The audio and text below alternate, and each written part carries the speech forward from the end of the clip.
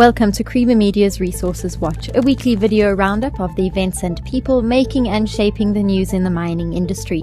This week, Wits says research on South Africa's future mine needs to begin now. Eskom is in talks with miners in a bid to replenish dry, coarse coal stocks. And ARM's Patrice Motsepe admits abandoning potential African projects amid ethical issues.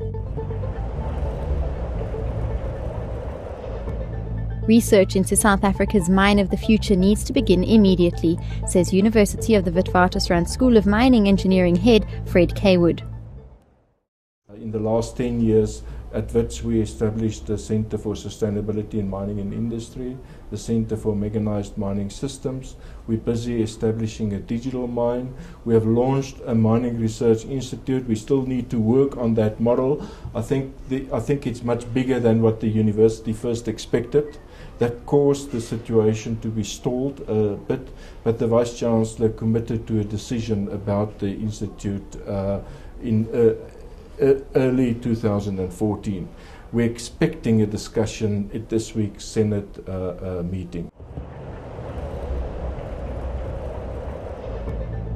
Electricity utility Eskom and the Chamber of Mines are in talks about urgently replenishing stockpiles of coarse coal at its power stations, as these stocks have been depleted over the past 2 weeks, as much of the country has experienced a protracted period of wet weather.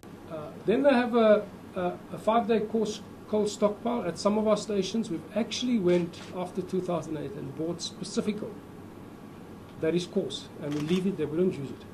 But when it rains, we then start using it and we blend it in with the wetter coal. Now, that is fine and it's worked well up to now, but because of these extensive rains, the stations has depleted that. Actually, last night we had a meeting with the Chamber of Mines to partner with us to source for us specifically coarse coal at the station, so that we have this stockpile to rebuild. All the mines are wet out there, and so we've spoken to the Chamber last night and asked them to work with us specifically just to replenish and put back these coarse coal stockpiles.